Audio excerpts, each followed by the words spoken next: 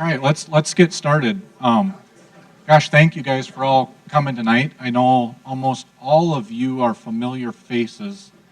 Most of you attended last fall when we kind of introduced our city project and what was occurring in your neighborhood. But like I said, it's a beautiful spring night and construction is just around the corner. So we're off and running, right? No, this meeting, the purpose of this meeting is really, I think or at least I hope we described it last fall, was to introduce you. We wanted to get a lot of your feedback on the neighborhood. We incorporated a lot of that stuff into what we worked on all winter. Now we're at a point where we're going to move forward, and it's going to move fast, but it's going to be a long summer. It's going to be a long, messy summer. We're not going to sugarcoat that. So, point of this meeting is to really try to give you guys as much information as we can, introduce you to the staff that you're going to be seeing a lot of this summer, and just kind of kick the project off. So, I would like to welcome, if you haven't remembered, my name is Brandon Anderson. I'm the city engineer for the city of Apple Valley. I also have with me our Public Works Director, Matt Som. He's sitting over there. Hey. We also have one of our civil engineer on staff, Ahmed Omer. He's actually relatively new, so he's not as familiar with this project, but he's getting introduced pretty quickly. Probably the person that you want to bake cookies, coffee, and treat the nicest is Tom Weiss. Tom will be our resident construction observer. He will be here full-time, 7 to 7, whatever hours it is, Tom is there. So Tom is your primary contact through this whole thing. Tom will be the one that you see giving you notices and communications and helping you with driveways and communicating to contractor and all kinds of stuff. So Tom is a very important cog in this whole process. Also, we have Tim Bieberdorf. There's going to be times that Tim's probably going to help Tom, but Tim won't be the primary inspector. But he's a face to get to know as well. So there are engineering technicians. We also have natural resources and trees. We have Jessica Sham and Keenan Hayes.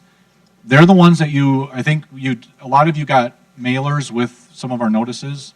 They're the ones that'll help you with some of the tree stuff. It's really helpful, and I know a lot of forms have already come in about picking species, and I see some others brought it in tonight. That does help us out tremendously on getting this thing set up. So after the meeting, we split the room into kind of two halves. If you do have individual questions you want to ask after I'm done, we kind of arrange so you can talk with us if you need to. So, and then also, being that this was a public bid, we have our general contractor, McNamara Contracting, was awarded the contract at council last week. Jordan Heller and Tom DeBose are with McNamara. They are going to be the project superintendent and foreman, so you will see their faces a lot with Tom's on site. So at least we can introduce them. For some of you that a lot of this was in the letters, but some of it was not. Some of you might not have made it to the fall meeting, but why are we here? Apple Valley 12th edition, the streets that you live on, were developed and constructed in the late 1960s. As you're probably all aware, the streets are deteriorating. They are 50 years old this year. And it's becoming a lot more costly to repair. The pavement, typically a pavement design life is 45 to 50 years. It's reached its end. It doesn't pay to mill and overlay it or fix it anymore. It needs to be completely reconstructed. On top of that, we're encountering a lot of problems with the sanitary sewer and the water. They're the same age. And the type of materials used from that era, they fail. And they're reaching that point where a lot of you guys have experienced it. There's been water main breaks, excessive water main breaks in this neighborhood, and roots. Tree roots are causing problems with sewer, and the sewer pipe is clay. So clay pipe is a lot different than today's materials in that the roots can penetrate. So that's where we run into a lot of issues. What we're doing is we're replacing all of it, everything from sanitary, water, services to the right-of-way, streets, storm sewer, sidewalk, everything in the corridor is new. So it's a big undertaking. We will replace all the old material with new, and like I said, it's a complete reconstruct. So right now the project costs are plus or minus $3.8 million.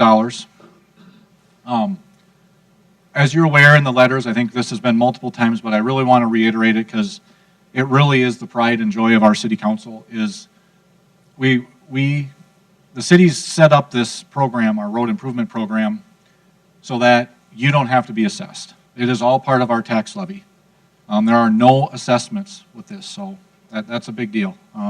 We are one of the very few cities who does it this way. So,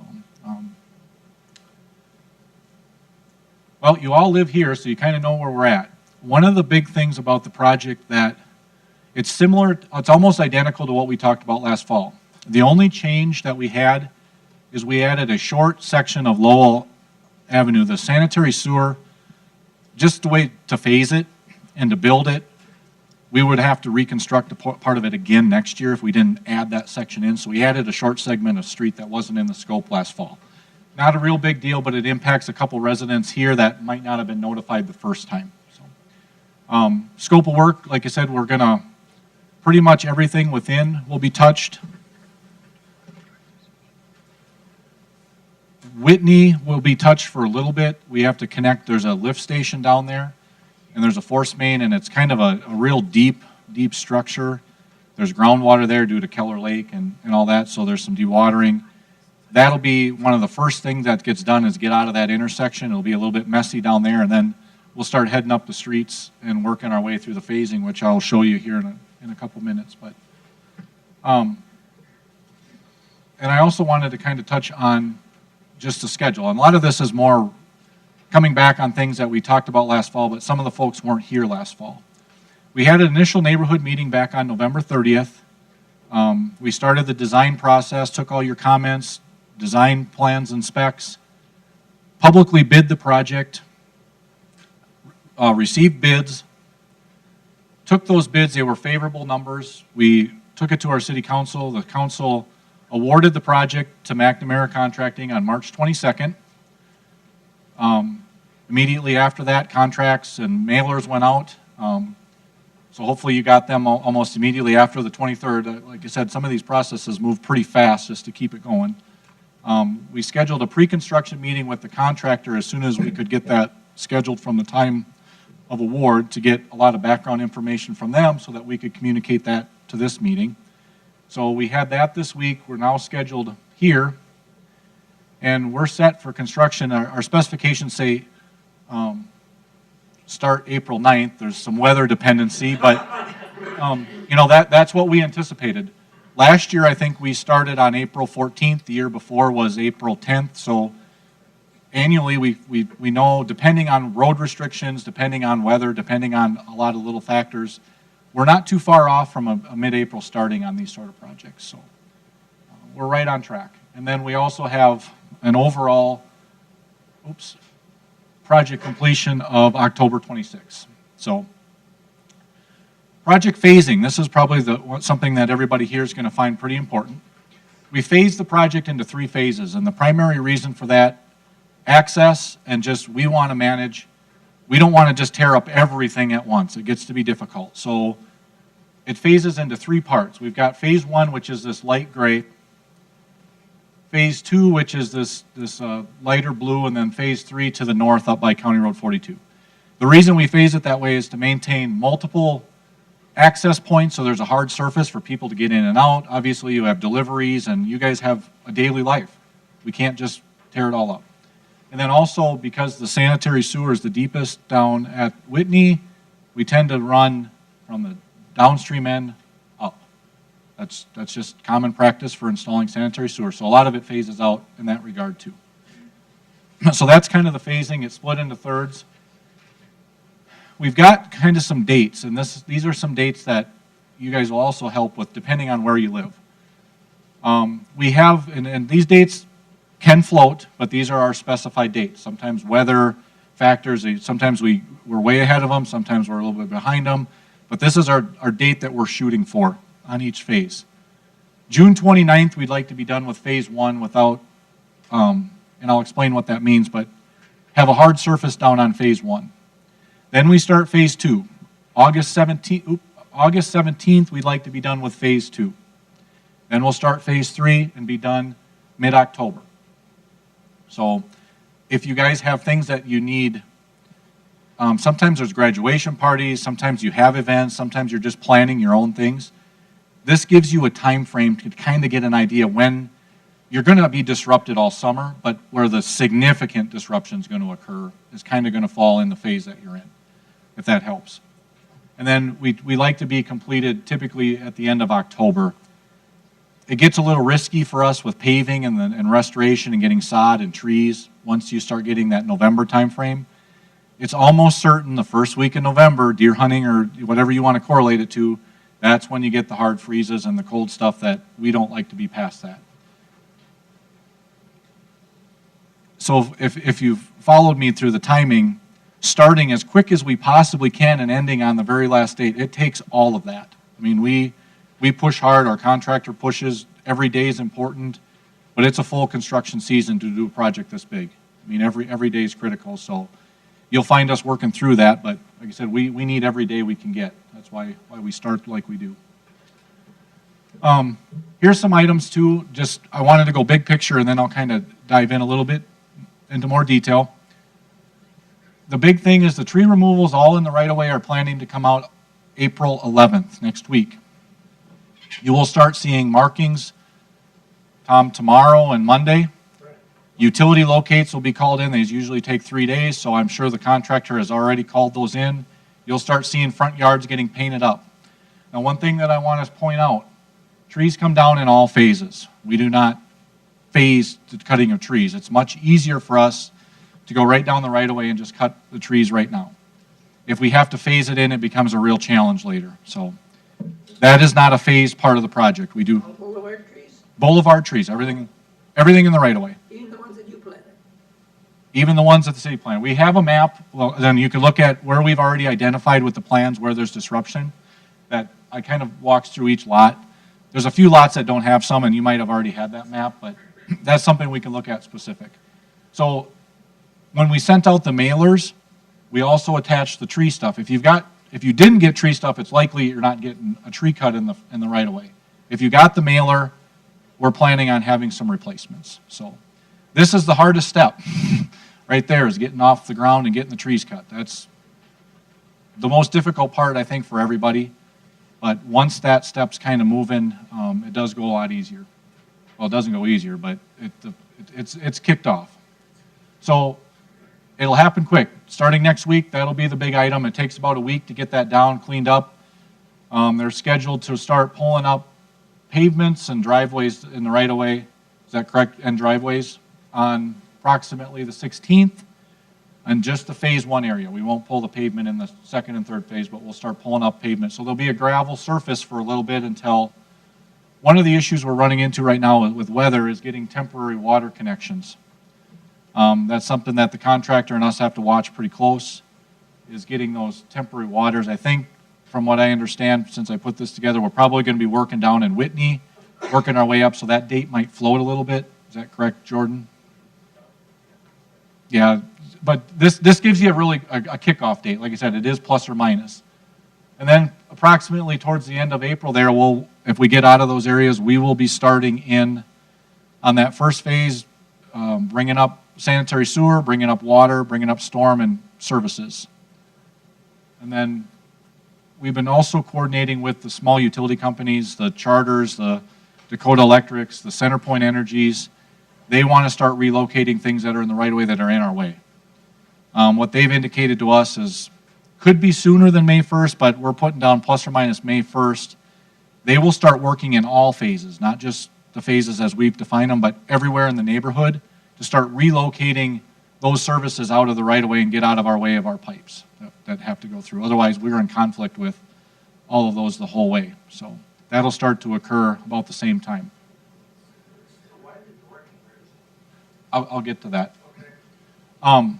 So then after that, it's a little gray. I just wanted to give people this is right out of the gates major stuff. And the reason I stated the other notices, Tom's probably going to be noticing you daily, weekly, every other day, depending on what's going on and how it's impacted. So we found that door hangers, he'll run through the neighborhood and put them on the front door. Those are really efficient. We do update the website as with the same information, as fast as he kicks those out. Emails, texts, that sort of communication sometimes it sounds like it's easy, but it doesn't always connect. We still find that our highest success rate on letting people know when something's going to occur is those door hangers. We just litter the neighborhood with them. If you do want, we've got different ways that we're communicating, but that, like I said, we've found in the past projects that's been the most efficient. There are people that don't use their front doors, they go in the garage. So you do got to look for them. So, I mean, it's one of those things. So that's kind of the kickoff. And then the other thing I wanted to get into, just even going further than that, is just the construction sequencing, what you're going to see occurring, through all these different phases. One of the questions we get asked is, why are you digging up the street like 4 different times? Well, we dig up the street 4 different times because it's the most efficient way to install utilities. They put in the deep sanitary sewer, they backfill it, come back, put the water main in. For us to go and take out the entire width of the road, you don't lay very many feet of pipe a day. So it's better off to do one at a time and come back through. That allows us access at the end of the night and just to sequence the work much better. So it might look inefficient, but it really is the most efficient way to do this. So it's going to look, they're going to come down, do one utility. You feel like, oh, we're out of the clear. Nope, we're going to come back and do the next one. And that's just the way it works. And this kind of defines also a little bit deeper the tree removals in the right-of-way at the whole neighborhood at once. We'll pull up the curb removals by phase. Then we'll start with the utilities and the services and the storm sewer. Now the order of those in which they go in depends on depth, where they lie. We put the deepest in first. Sometimes we put the storm in ahead of the water because it's deeper. We don't put in a pipe that's above one and have to dig the other one in even though it's on the other side. The sequencing just becomes a little bit different depending on the depth. So we kind of run through sanitary, water, services, and or storm, depending on that. And that'll be by phase.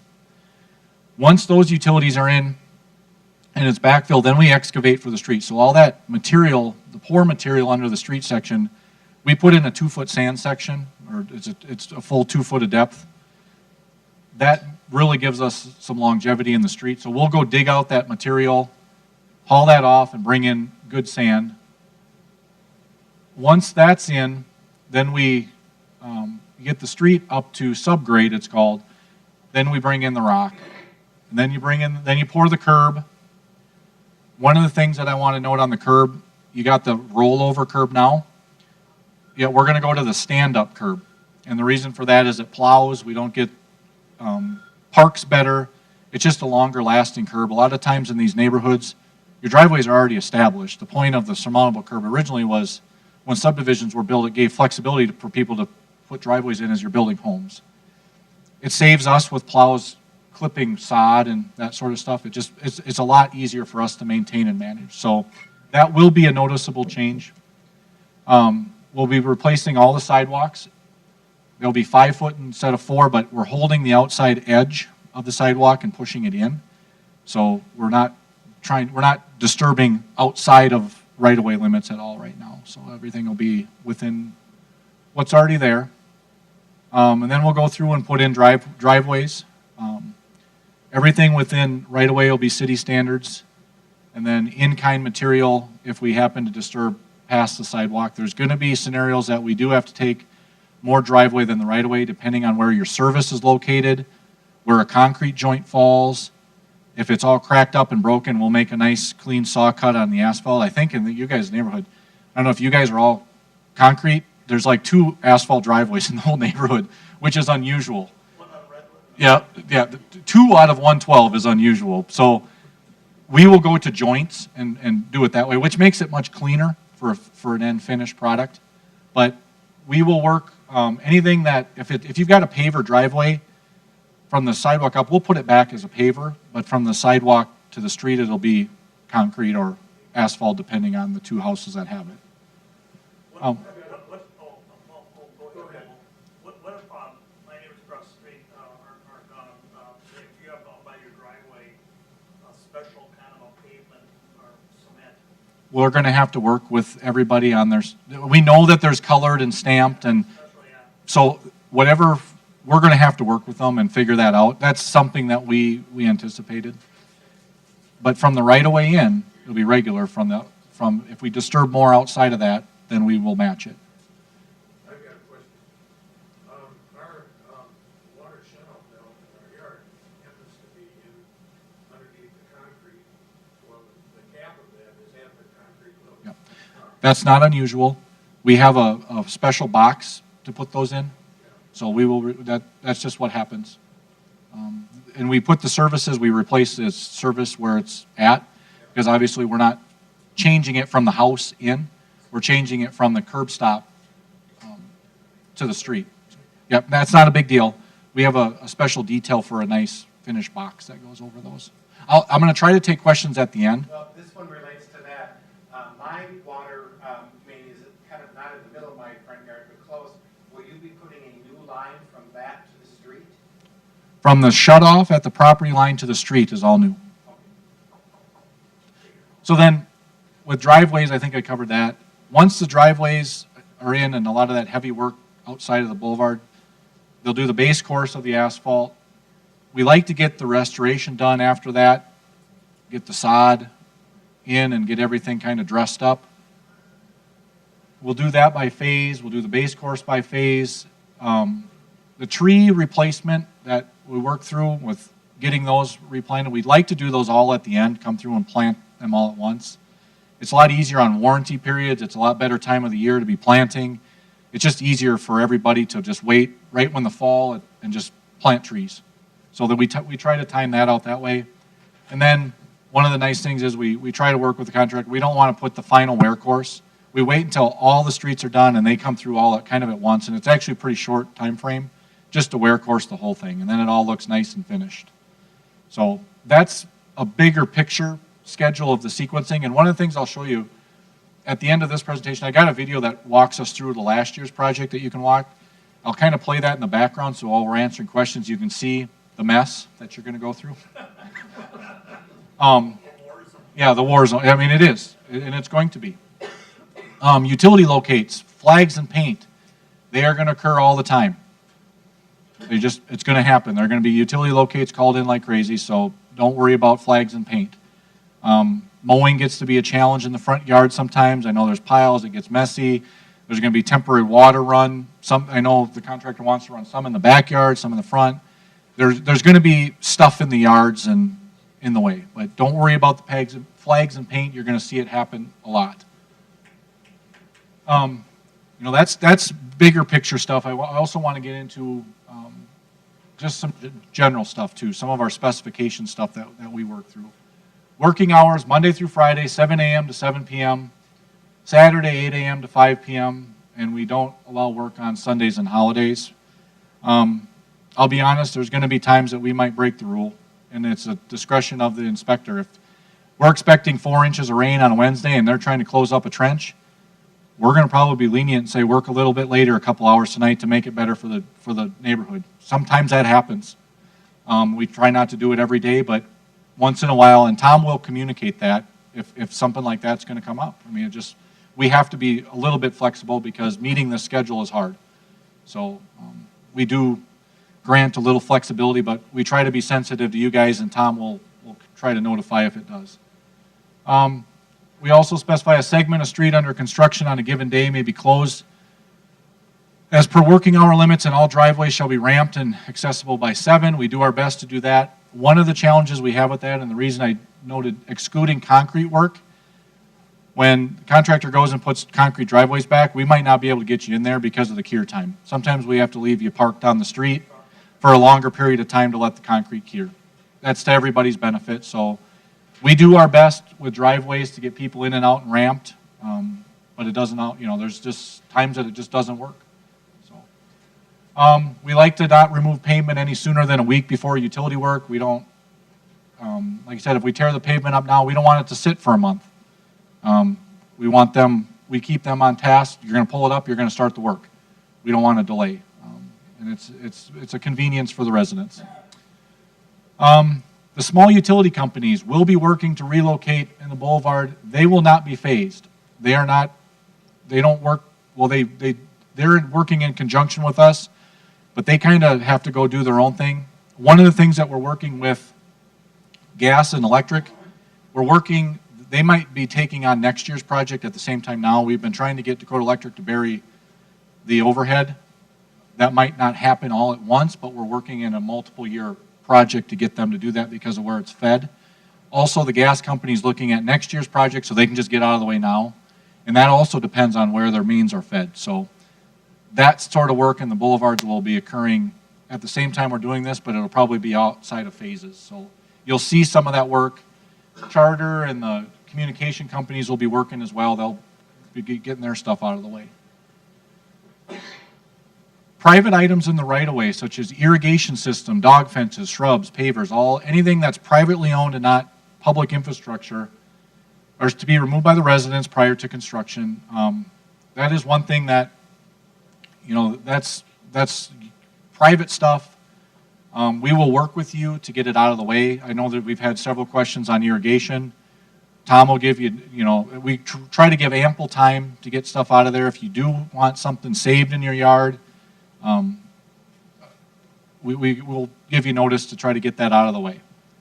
But that is something that we just need to communicate effectively in advance about getting that stuff out of the way. Safety and access in the work zone. Actually, all the comments that have come back, please make us aware of any daycare, special needs, facilities. Some people have lessons, teaching. There's all kinds of stuff that goes on. That's really important because then we can work around that. I mean, if we know that there's some special need at one of the homes, we've got to be sensitive to that too. So it's good to know. Just communicate that to us. What you just mentioned, next to our house on Redwood Drive, there's a group home. Yep. That's not uncommon. We've run into that. We just need to know where those are. After the meeting, maybe, I think we've already got it on the map, Tom, but let's make sure we identify which home that is so we're aware of it.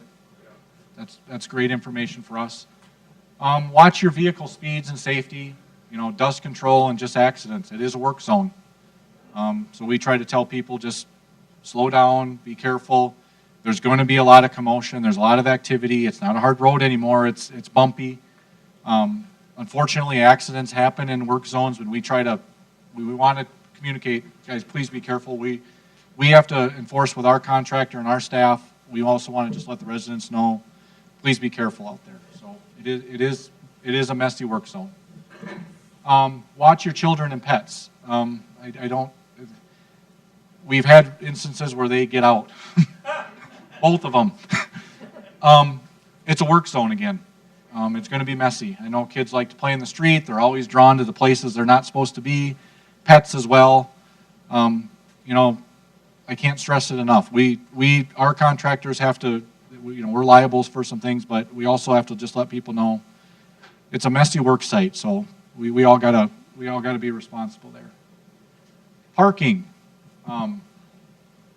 We in the contractor will make a strong effort to provide you access to your driveways on a regular basis. That is end of the night, like I had mentioned in our specs. We will not be at every location in the phase at once. So there's going to be times that a lot of you are going to get in and out without a problem, but there's going to be times that a handful or whatever amount of people where we're working, it's going to be challenging and difficult. But we move it along, and we try to do the best we can with access. Where are you going? I think, Alex, what's the deepest sewer? 30 feet? 25? 15 feet down for digging out the asphalt. The asphalt the asphalt's only a few inches thick. Well, that's all you can lay, 2 inches? It's 4-inch section, isn't it, Alex? 4 inches. That's all you go down? Just with the pavement, the asphalt itself. Then we have, is it 6 or 8 inches of rock? I don't remember. 8 inches of rock under the 4 inches of asphalt, and then we have sand under that. So that's what we dig out and put that back. Right away? Not right away. Right away, we're only taking the pavement out, so you'll be down to the... You're going to dig it down like that? No, it won't be that deep. You'll have a lip over the curb. I don't know, Jordan, it's usually a few inches to get over into driveways in the short term, but they put rock so that each driveway has a little ramp. There'll be times it'll be messy, though. There'll be times it'll be variable. Our cars only about that Yep. much. Well, we do have some low riding vans for some of the special needs that have already communicated to us. So we'll keep an eye on that stuff. Yes, it will be messy. Yes, your low vehicle might scrape. I'm not gonna, Who's gonna pay for a buffer? well, we'll deal with that, but Other than when you pave, will there be times where we simply will not be able to get in and out of our driveway and have to park remotely? yes. There's gonna be times when we're digging up, and I might jump ahead to a map. Let me go back. Let's say we're digging sanitary sewer from Redwood up 6 lots. We might have a 24-hour closure that you're not getting in any of those lots because they're digging. We can't put pipe in without, you're just going to have to park remotely. Tim or Tom will work with you and tell you when those closures are, how long the duration is. We're going to work with you on where you can park, where the trucks are getting in. I was gonna say, usually what'll happen is you'll get a notice the day before asking to be out of your driveway from 7 to 7 the following week. Yep. And that's what I'm working with. Yeah, so Tom will notice you say, look, here's our closure time. It's 7 a.m. to 7 p.m. tomorrow, and you need to be out of the driveway, park somewhere, and we'll work with you on that. With those notice that we will provide on that daily action, we'll have a preferred parking portion towards the bottom of that door hanger. So we'll give you locations where we know the contractor won't be. So try to get that as close as. So he'll give you a map or a location on the notice to help you with your parking. And that's going to move. Like I said, once they kind of move up the street, everybody will be affected at different times. And that was kind of my point of, we're not working in the whole phase 1 at once, but there's going to be times that a group of you can't park very well, but other ones will be okay. And we just have to move that along. The light blue is phase 3. Yeah, that's my question, Brandon. On the letter that was sent out, Hopewell was phase 3 and Redwood was, I think we had an error on a map that we corrected. Is that correct? I know we had an error on a map because I caught it at a pre-con. Alex, this is the correct phasing. The far north is the last phase. Yep. I think the map had an error, and that's on us. But this is the correct, and we'll make sure we get something out on that. Hopewell and Yep. Just as I have it here is the correct phasing. Yeah, we'll clarify that. So I talked about the safety. One of the questions that came up, we are going to install new LED streetlights as part of the project. Matt and I are working on the fixture type because we just got that from Dakota Electric. So I'm not sure, Matt, whether we're going to go with the Acorn or the Cobra. We're still working that out with Dakota Electric because just a couple weeks ago they came out with new LED rates. We are not putting more in. We're going to take a look at the lighting, how it's set up now, and make sure it's efficient. So with the new lights and the new wattages, I'm going to have to take a look at the lighting design. Our intent is to put them in the same locations because we don't like adding a light to somebody that might not want it and creating a problem there. It's possible there could be 1 or 2 more, but. Yeah, there might be 1 or 2, but we'll look at the lighting design and try to keep it as equal. Most of it's corners of intersections, corners of streets, end of cul-de-sacs, certain spacing. That's pretty typical for those. The meter program is starting, but we may not be in the same vicinity. I know we're working, I know Public Works, and our engineering group isn't working on the meters, but our Public Works is. We knew that was going to get asked. There's a chance that it could occur simultaneously here, but I think you're still trying to get the meter maps and where the locations are going to be. Yeah, we're going to start the meter project probably in June, probably a little later summer. But like Brandon said, right now there's no specific area that we're going to start in. So it might be possible that some of you will get notice, again, probably later summer, early fall, but that hasn't been planned out yet. So no, first phase of tree removal. Are they gonna take the stumps out when they do that or not? yes. Okay, then that's gonna affect the irrigation system immediately. Yeah, we'll work through those details with everybody as we get going here. That was something, Tom's going to be out tomorrow and start working through a lot of that too, right, Tom? out there. A lot of that too, you know, we ask that, either yourself or you got a irrigation contractor, you wanna continue to sprinkle your yard through the summer, then you cut and cap at the right of way. You're gonna do that or we have? That would be our use. So we gotta dig it up ourselves.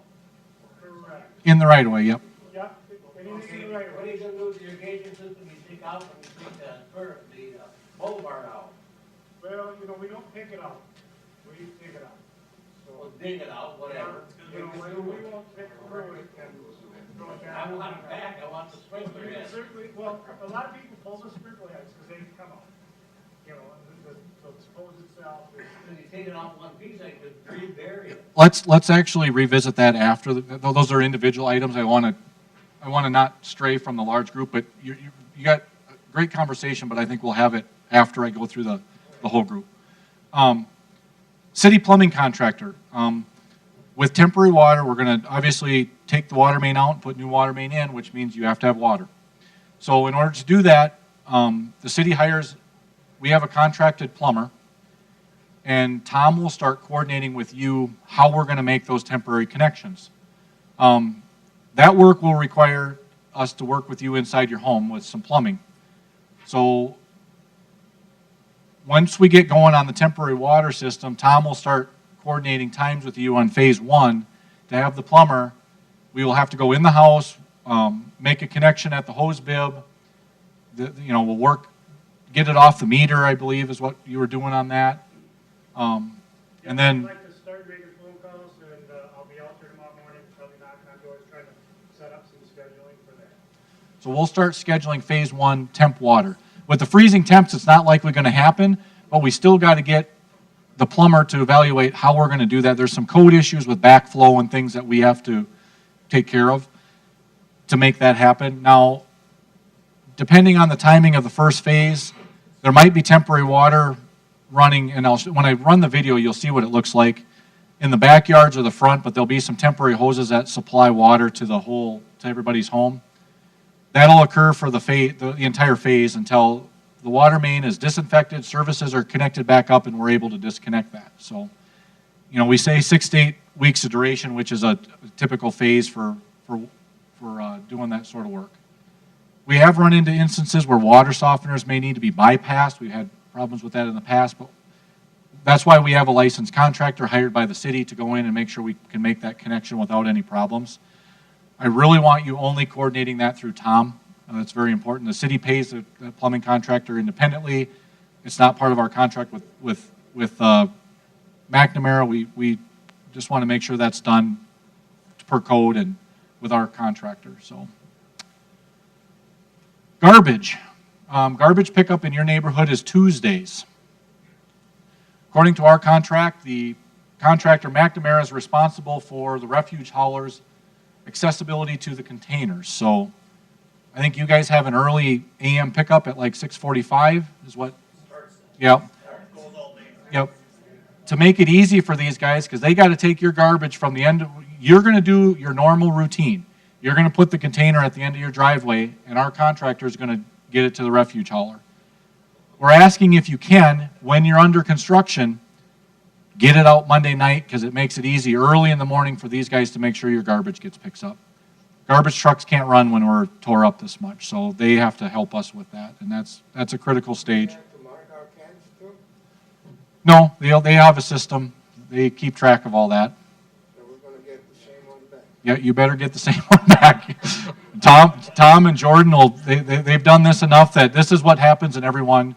Our contractors take care of it. They have an organizational system that they know where garbage cans are going. Mail delivery gets to be a challenge. The contractor is going to provide temporary mailbox at locations that the Postal Service designates for us. We have to get their approval on that. It's the post office that delivers. It's not any city infrastructure, but we have to coordinate with that with them. I'm going to show you a map in a second, but we've had concern about theft in the past by going to a central mailbox. One of the things our police department came out with, and actually I've been trying it now for several months, there's a web tool to help prevent mail theft. And this is only if you're concerned. I'm not saying you're going to get theft, but it is a concern that comes up when you're putting a big bank of mailboxes away from your front yard. People get nervous about that stuff, and mail's important. So the post office recently came out with this informed delivery. It's you go sign up for it, and it's actually quite handy. I've been piloting it. Yeah, they actually email you a picture of every article of mail every day. So if that piece of mail that you see on your email isn't there, call, and they'll track it down. It is a sense of confidence. It's actually a quite handy tool. It does help for those sort of things. Identity theft, mail, it isn't just in construction, it's a common problem everywhere today. So if you do have any interest in that, it's a helpful tool to just make people feel better about having that bank of That's mailboxes. incoming mail, but we've had trouble with outgoing mail also. Okay, now that I have not tested. That's a great point, but that's something, maybe we got to keep pushing on the outgoing stuff too. FedEx, UPS, all those sort of deliveries, we've been working with them on access routes. Tom will notify schools, MBTA, any other delivery, or transit that goes to the area. We've got groups that we're in touch with. We keep in close touch with our first responders, police. Everybody gets closures and where we're at in construction every day, so we still try to make deliveries, we still try to get those things through, but the Postal Service, they kind of get particular about their deliveries. They want the bank on the boxes, and then we have to abide by that. Will our mailboxes be replaced? Yes. So the contractor will pull your mailboxes. You guys keep them in a safe, or put them in the yard, don't you? Yeah, the homeowners keep them. Yeah, replace stuff, Jason. Yep, so you guys will get your mailbox back. But what we've come up with right now, and this might change because we're still working through it with the post office as of today, but the plan is to have 2 mailbox locations. And the reason for the locations, phase 1 and phase 2 was going to be on Whitney next to the school because there's a pull-off when you come into the neighborhood. If you take Whitney into the neighborhood, you can pull to the right, get your mail safely without being in traffic lane. And then the phase 3, there was 2 side yards at this corner. Every other access has front yards. So phase 3, we were planning to have some mailboxes here for when that's under construction. That might change, but as of this point, that's the plan that we have going forward with the post office. I think you guys are going to start mailboxes next week right away. So Mailboxes will be phased. yeah, mailboxes will be phased. Are you doing phase 1 only right now, and then you'll bring in phase 2 into the same location, and then phase 3 at the location here when we get to that? So, really, it's hard to We got a federal mailbox right now, which is a group one. What's gonna happen with that thing? It's on a concrete base. that'll get pulled. The mail will still go to this temporary box for now. So when they pull the concrete ones, they'll set those aside, and they'll get put back in the same location when we're done. Okay. Yeah, mail's kind of a big item. It's an important item.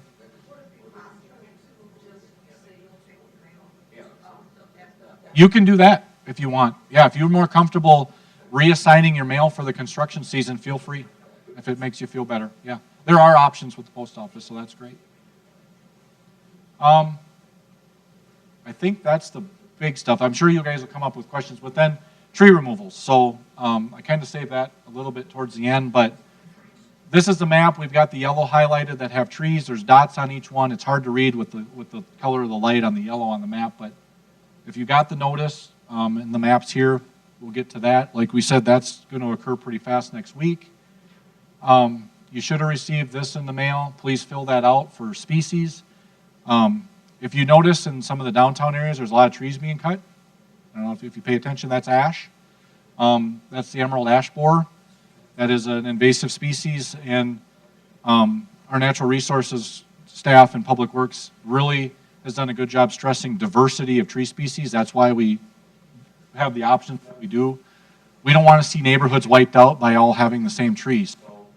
Diversity is really critical in the replant and to build a healthy neighborhood in the future. So There's a big reason for that, and it's very important. So, like I said, we don't want to see what you see going on close to downtown where the entire single development is all one species and there's an issue.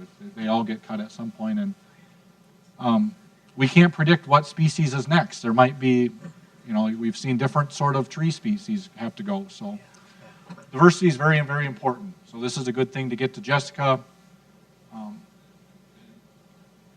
Communications, I know we went there too. We will be updating the City of Apple Valley website as frequent as Tom kicks out notices. We try to do that as quick as we can. Sometimes things happen fast where even a weekly update on a website isn't quick enough. That's why the door hangers and some of those other methods. But door hangers are the ones that we find are the most efficient. I've got Tom's contact information. I pretty much put everything on there except his home, dog's name, and anything else you might need. But you'll get to know Tom. Tom will take care of that. To kind of to wrap up before we get to questions, this is your streets before. You guys know better than we do. And here's actually not an overly messy picture, but you can see there's temp water running down the boulevards. They kind of get some of the driveways. You can see vehicles. It's tough. Parking's tough. Trucks in the way. I got a video that shows the messier stuff because I didn't want to leave a bunch of slides for these, but. And this is last year's. This is identical project. Exact same scope of work, similar homes. This is what it is. So, you go from looking at this to this. And like I said, the trees are the hardest part to let go of, but when it's all done and it's not as noticeable as you think, and you start getting new diversity of species back here outside, it really doesn't take long for the neighborhood to look really rejuvenated. So it's good. While there's questions running, I've got a video that we're going to just kind of loop through of us going through the process, some of the things you're going to see in the construction sequencing, what happens. So you can kind of pay attention to that while people ask questions. Is the sod, is that going to be done by phase, or is it going to be done at the end, like the end? Sod will be done by phase. So, phase one, the sod. We won't go to finish phase 1 and leave it bare dirt for the whole summer. Bridges or something like that? I don't remember who the subcontractor is on that, but it'll be a landscaping subcontractor to back. I think it is Freegies. You said something about the plumber to come in so we won't have any breakage in water. No, How about sewer? no. We have a temporary bypass and things that you won't have disruption. Water, you might see a pressure difference or something depending on your plumbing system and how it hooks up, but shouldn't have any major disruptions. How about a major rust influx? Things like that can happen.